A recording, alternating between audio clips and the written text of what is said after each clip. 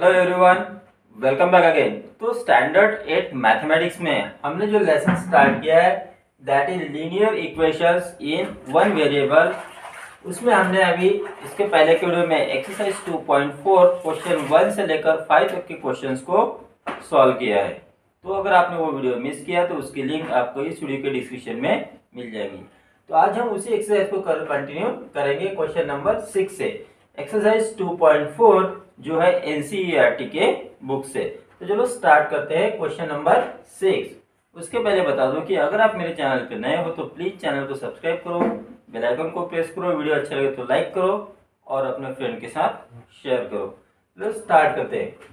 There is a narrow rectangular plot reserve for a school.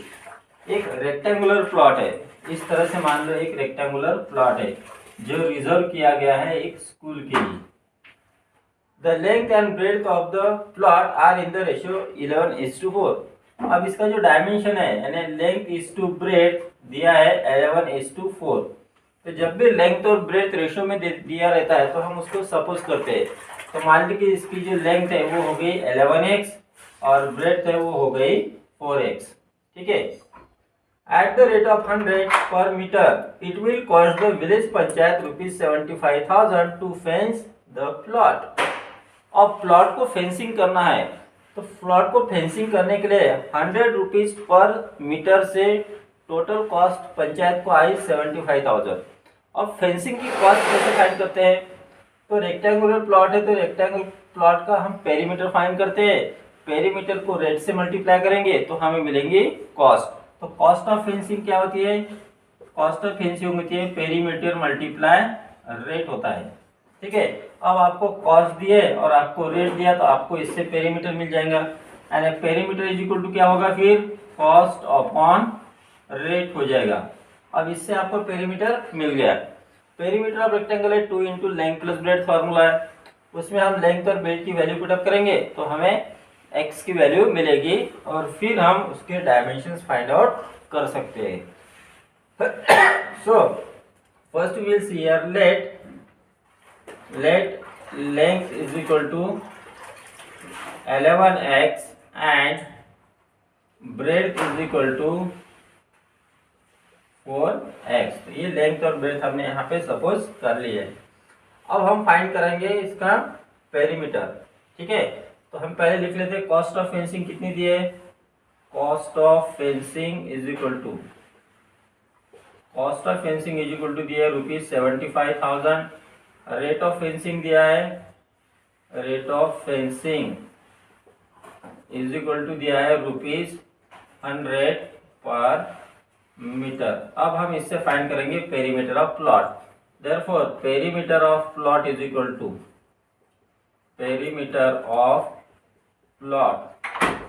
To क्या होगा? Cost of fencing upon rate of fencing. ठीक है। Cost of fencing है 75,000 upon rate of fencing है 100 पर metre. so 20 get cancel, so remain here 750 metre. तो इतने metre आ गया है इस प्लॉट का पेरीमीटर। अब प्लॉट का पेरीमीटर का फार्मूला क्या है? 2 into length plus breadth. Therefore we will write here 2 into length plus breadth is equal to 750। अब 2 को आर में ट्रांसपोज करो और यहाँ पे वैल्यू पुटअप करो। लेंथ है 11x प्लस ब्रेथ है 4x is equal to 750 upon 2। तो यहाँ पे हो गया 15x इज इक्वल टू 2 से डिवाइड करो। 2 3 जा 6, 2 7 जा 14, 2 5 जा 10। ठीक है। therefore here I will write therefore x is equal to 375 upon 15। आप 15 से इसको डिवाइड करेंगे। 15 2 जा 30 रिमेन 7, 15 5 जा 75। तो x की वैल्यू आ गई 25। Therefore we can write here length is equal to, length कितनी है 11x यानी 11 multiply 25 that is equal to 25 1 जा 25 कैरी टू 25 1 जा 25 और 227 मीटर। तो 275 मीटर ये हो गई उसकी length. Therefore we can find its breadth. Breadth is equal to 4 into X है, ठीक है। तो 4x की वैल्यू 25 है, दैट इज इक्वल टू हो गई 100 मीटर। आप चाहे तो इसको चेक कर सकते हो, कैसे? इसका पेरीमीटर फाइंड करो, पेरीमीटर को रेट से मल्टीप्लाई करो तो आपको टोटल कॉस्ट मिलेगी। तो पेरीमीटर कितना होगा, ये एडिशन करो इसकी, तो 375 मल्टीप्लाई 2 करो, 2 5 जा 10 जा 0, कैरी 1 2 7 जा 14, 15 जा 4, कैरी 1 2 3 जा 6 और 1 7, 750 आ गया। ये हो गया इसका पेरीमीटर। इसको 100 से मल्टीप्लाई करो तो आंसर आ गया 75,000। यानी हमने जो लेंथ और ब्रेथ फाइंड किया, that is the correct answer. Got it. Next we will see question number 7. Hassan buys two kinds of cloth material for school uniform, shirts materials that cost him rupees 50 per meter and trouser material that cost him rupees 90 per meter.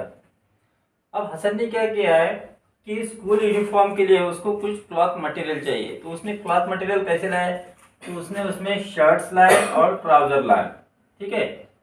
अब shirt जो लाए है वो 50 rupees per metre से लाए और trouser लाए 90 rupees per metre से, लेकिन शर्ट कितने लाया, ट्राउजर कितना लाया, वो अभी हमें पता नहीं है। For every 3 metre of the shirt material he buys 2 metre of the trouser material. यानी शर्ट मटेरियल 3 मीटर के लिए और ट्राउजर मटेरियल 2 मीटर, मतलब 3 मीटर शर्ट्स के लिए 2 मीटर ट्राउजर मटेरियल उसने परचेस किए। तो टोटल कितने शर्ट मटेरियल किए और कितने टोटल ट्राउजर मटेरियल परचेस किए वो हमें पता नहीं। मान लेते कि उसने 3x शर्ट मटेरियल परचेस किए और 2x ट्राउजर मटेरियल परचेस किए। अब देखो रेट क्या है, 1 मीटर का जो कॉस्ट है शर्ट मटेरियल का, 1 मीटर का कॉस्ट 50 रुपीज है, तो 3x मीटर का कॉस्ट कितना होगा, 3x मल्टीप्लाई 50 यानी 150x हो जाएगा, ये हो जाएगा कॉस्ट। और 1 मीटर ट्राउजर का कितना है, रुपीज 90 है, तो 2x मीटर ट्राउजर का रेट कितना हो जाएगा, वो हो जाएगा 180x। तो 150 रुपीज का उस टोटल शर्ट मटेरियल हो गया और 180 रुपीज का टोटल ट्राउजर मटेरियल हो गया। अब उसको शर्ट मटेरियल पे 12% और ट्राउजर मटेरियल पे 10% प्रॉफिट हुआ, तो इसका प्रॉफिट फाइंड करना पड़ेगा, इसका प्रॉफिट फाइंड करना पड़ेगा, ठीक है। तो 12% 150 का, 10% 180 का प्रॉफिट हमें दोनों का मिल गया। और फिर क्या कहा है, his total sale is 36,600। Profit मिलने के बाद आप दोनों की सेलिंग प्राइस फाइंड करो कि उसने शर्ट मटेरियल कितने में बेचे और ट्राउजर मटेरियल कितने में बेचे, और दोनों को अगर आप ऐड कर दोगे शर्ट और ट्राउजर मटेरियल की सेलिंग प्राइस को, तो आपको मिलेगा 36,600। इसमें आपको एक्स की वैल्यू मिलेगी और फिर आप टोटल ट्राउजर मटेरियल को फाइंड कर सकते हो। ये हो गया रफ आइडिया इस एग्जांपल को कैसे सॉल्व करना। अब हम इसको स्टेप बाय स्टेप सॉल्व करते हैं। हम मान लेते हैं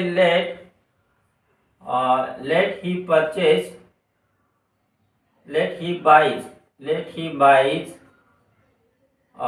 3x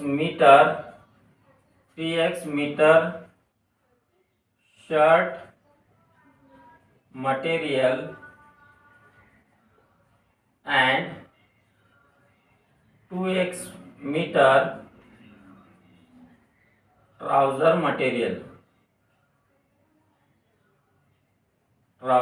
मटेरियल। अब cost of shirt material find करेंगे, therefore cost of shirt material is equal to, देखो 1 मीटर की कॉस्ट है 50 रुपीज, तो 3x मीटर की कॉस्ट कितनी हो जाएंगी, 3x multiply 50 that is equal to हो गया रुपीज 150x, ठीक है। तो 150x रुपीज का उसने शर्ट मटेरियल परचेस किया। Now therefore cost of trouser material, अब ट्राउजर मटेरियल की कॉस्ट कितनी होंगी वो हम फाइंड करेंगे। ट्राउजर मटेरियल कितना परचेस किया उसने, 2x, और 1 मीटर की कॉस्ट कितनी है, 90, तो ये हो गया 2x multiply 90 that is equal to rupees 180x। अब शर्ट मटेरियल पे 20% प्रॉफिट हुआ, therefore we can find profit on shirt material is equal to कितना है, 12% ऑफ 150x होगा, यानी ये कॉस्ट प्राइस है। तो कॉस्ट प्राइस से हम प्रॉफिट फाइंड करते हैं। दैट इज इक्वल टू कितना होगा, 12/100 multiply 150x is equal to 0 0 get cancel. इन दोनों को 5 से डिवाइड करो, 5 3 जा 5, 2 जा 2 6 जा 6 3 जा 18। तो ये आंसर आ गया 18x। तो 18x रुपीज प्रॉफिट हुआ शर्ट मटेरियल पे। Therefore we will find profit on trouser material. Profit on trouser material। अब ट्राउजर मटेरियल पे उसको कितना प्रॉफिट हुआ है, 10%। तो 10% ऑफ ट्राउजर मटेरियल की कॉस्ट कितनी है, 180x। That is equal to 10/100 multiply 180x। तो 0 0 0 0 get cancel, so remain here 18x। अब यहाँ पे आप देखो कि शर्ट मटेरियल पे 18x का प्रॉफिट और ट्राउजर मटेरियल पे भी 18x का प्रॉफिट हुआ। तो अब हम इसको फाइंड करेंगे सेलिंग प्राइस, ठीक है। तो SP of trouser material, SP of shirt material, SP of shirt material is equal to, shirt material उसने कितने में बेचा। अब आपको मालूम है सेलिंग प्राइस का फॉर्मूला है कॉस्ट प्राइस प्लस प्रॉफिट। तो शर्ट मटेरियल की कॉस्ट प्राइस है कितनी, 150x प्लस शर्ट मटेरियल पे प्रॉफिट हुआ 18x। That is equal to हो गया 150 60 168x, ठीक है। अब SP of trouser material, SP of trouser material, trouser material की सेलिंग प्राइस वैसे ही फाइंड करेंगे। कॉस्ट प्राइस कितनी है, ट्राउजर मटेरियल की जो कॉस्ट प्राइस है वो है 180x प्लस प्रॉफिट है 18x। That is equal to 8 + 0 8 और 8 + 1 9 और 1 190x रुपीज उसका ट्राउजर मटेरियल की सेलिंग प्राइस हुई। अब टोटल सेलिंग प्राइस कितनी होगी, therefore total selling price, total selling कितनी हो गई है, 36,600। अब हमें यहाँ पे टोटल सेलिंग फाइंड करनी पड़ेगी। शर्ट की सेलिंग प्राइस 168x है और ट्राउजर की 198x है। दैट इज इक्वल टू हो गई 36,600। इनको ऐड करो, 8 + 8 16 जा 6 कैरी 1, 9 + 1 10 10 + 6 16 जा 6 कैरी 1 और यहाँ पे ये 3। तो 366x इज इक्वल टू 36600। अब क्या करो, 366 को RHS में ट्रांसपोज करो। Therefore we will get here x is equal to 36600 upon 366, that is equal to आ गया 100। तो x की वैल्यू आ गई 100। हमें फाइंड करना था trouser, how much trouser material did he buy. So he buy trouser material is equal to लिखेंगे सीधा, नहीं तो ट्राउजर मटेरियल कितना उसने बाय किया। तो ट्राउजर मटेरियल बाय किया था उसने 2x, देखो यहाँ पे लिखा है 2x मीटर ट्राउजर मटेरियल। तो 2x यानी 2 × x की value 100, that is equal to हो गया 200 मीटर। यहाँ पे आपको लास्ट का आंसर लिखना है, he bought 200 metre trouser material. Got it. Next we will see question number 8। Half of a herd of a deer are grazing in the field and 3/4 of the remaining are playing nearby. The rest 9 are drinking water from the pond. Find the number of deer in the herd. अब उस heard में कितने dear है वो हमें find करने हैं। जितने भी डियर है, मान लेते कि x डियर है। अब x डियर में से हाफ डियर यानी x/2 हो गए। हाफ डियर क्या कर रहे हैं, फील्ड में ग्रेजिंग कर रहे हैं। अब बचे हुए, अब रिमेनिंग कितने रहेंगे, रिमेनिंग रहेंगे x - x/2, that is equal to फिर से हाफ। अब आधे बचे, इसका 3/4, जो बचे है आधे उसका 3/4 प्लेइंग नियर बाय, यानी इसका 3/4 कितना होगा, 3/4 into x/2, that is equal to 3x/8। यानी इतने डियर क्या कर रहे हैं, नियर बाय प्लेइंग कर रहे हैं। बाकी के बचे हैं 9, वो ड्रिंकिंग वाटर कर रहे हैं। यानी अब बचे हुए 9, मतलब ये हो गए पहले हाफ, फिर बचेगा 3x/हाफ रिमेनिंग, ठीक है। ये सब मिलाकर हो जाएंगे x। तो हमें मिल जाएगा इक्वेशन और हम फाइंड कर सकते हैं x की वैल्यू। चलो स्टार्ट करते हैं। यहाँ पे let number of deers be, let number of deers be X. ठीक है, अब इसका हाफ कितना होगा, deers grazing in the field कितना होगा, deers grazing in the field, deers grazing in the field, field में कितने डियर्स ग्रेजिंग कर रहे हैं, तो हाफ यानी एक्स अपॉन 2 हो गया। अब हमें फाइंड करना पड़ेगा remaining years, therefore remaining years is equal to होगा, remaining years is equal to, तो x में से x अपॉन 2 को माइनस कर लो, दैट इज इक्वल टू फिर से x अपॉन 2 ही बचेगा। अब ये बची हुई जो डियर है उसका 3 अपॉन 4 प्लेइंग कर रहे, तो deers playing nearby, deers playing nearby is equal to, तो कितने डियर्स प्लेइंग कर रहे हैं, तो बची हुई डियर्स का 3/4 यानी 3 upon 4 multiply X upon 2 that is equal to 3x upon 8, इतने डियर्स प्लेइंग कर रहे हैं। अब कितने डियर्स ड्रिंकिंग वाटर कर रहे हैं, deers drinking water is equal to, deer drinking water वो कितने हैं, वो है 9। अब देखो ग्रेजिंग, प्लेइंग नियर बाय और ड्रिंकिंग वाटर, ये तीनों मिलाकर हो जाते हैं total deers. Therefore we can write here x upon 2 plus 3x upon 8 plus 9 is equal to हो गया टोटल डियर। इन दोनों का डिनोमिनेटर सेम करेंगे तो यहाँ 4 से मल्टीप्लाई करो, so we get here 4x plus 3x upon 8 plus 9 is equal to x। 9 को RHS में निकल जाओ, x को LHS में लाओ, therefore you will get here 7x upon 8 minus x is equal to minus 9। अब इसको सॉल्व करेंगे तो यहाँ पे जब डिनोमिनेटर सेम करने के बाद हमें मिलेगा 7x minus 8x upon 8 is equal to minus 9। 8 को RHS में ट्रांसपोज करो, therefore we will get here minus x is equal to minus 9 into 8 that is equal to minus 72।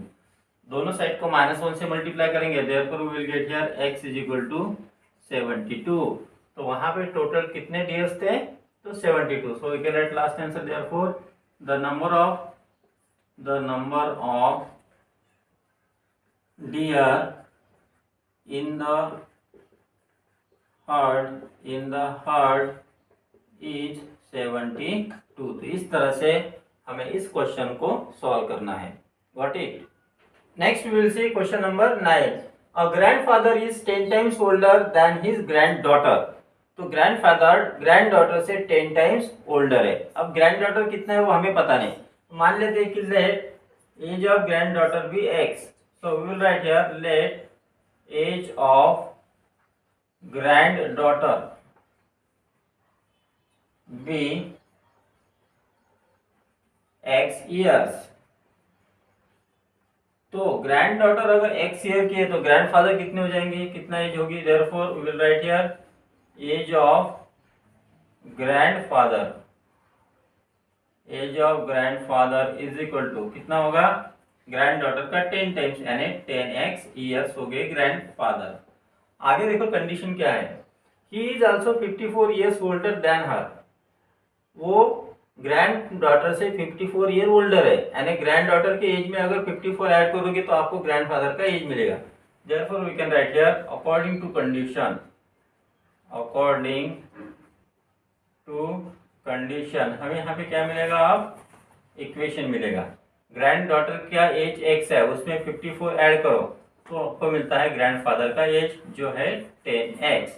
ठीक है, अब इसको सॉल्व करेंगे, therefore x minus 10x is equal to minus 54, therefore minus 9x is equal to minus 54, therefore x is equal to minus 54 upon 9 minus 9 that is equal to 6। तो एक क्या था granddaughter का age, therefore present age of granddaughter is equal to present age of granddaughter is equal to हो गया 6 years. अब हम find करेंगे present age of grandfather, therefore we can write here present age of grandfather, present age of grandfather is equal to 10x यानी 10 into 6 that is equal to 60 years. तो इस तरह से इस क्वेश्चन को हमें सॉल्व करना है। Got it. Next we will see question number 10। Aman's age is 3 times his sons age. तो अमन का एज उसके सन के एज के 3 टाइम्स है। अब उसके सन का एज कितना है हमें पता नहीं, मान लेते हैं कि सन का एज x ईयर्स है। So we will write here let son's age be x years. तो अमन का एज कितना होगा, therefore age of Aman is equal to son के एज का 3 टाइम्स, सन का एज x है तो अमन का एज हो गया 3x ईयर्स। अब आगे देखो क्या कहा है, 10 years ago he was 5 times his sons age. तो 10 ईयर्स पहले अमन का एज उसके सन के एज का 5 टाइम्स था। तो पहले 10 ईयर्स पहले दोनों का एज फाइंड करते हैं।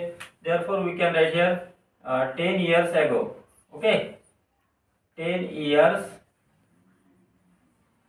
years ago age of son is equal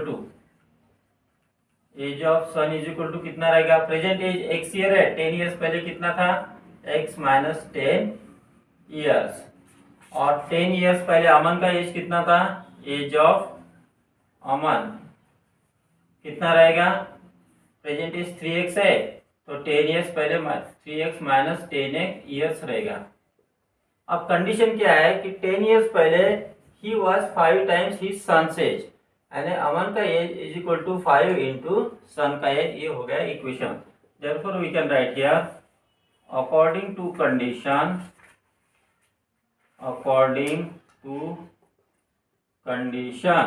as of Aman कितना है 10 ईयर्स पहले 3x minus 10 that is equal to 5 times of age of son कितना है 10 ईयर्स पहले x माइनस 10। इसको सॉल्व करो। So we get here 5x minus 50, 5x को LHS मिला माइनस 10 को RHS में, therefore will get here 3x minus 5x equal to minus 50 plus 10, therefore we get here minus 2x is equal to minus 40। Therefore we will write here therefore x is equal to minus 40 upon minus 2 that is equal to आ गया 20। तो x की value आ गई 20। x क्या है, son age. So therefore we will write here present age of son, present age of son is equal to हो गया 20 ईयर्स। अब फाइंड करेंगे present age of Aman, present age of Aman is equal to present age कितना है 3x यानी 3 multiply 20 that is equal to हो गया 60 years. तो इस तरह से क्वेश्चन नंबर 10 हमने यहाँ पे सॉल्व किया। Got it.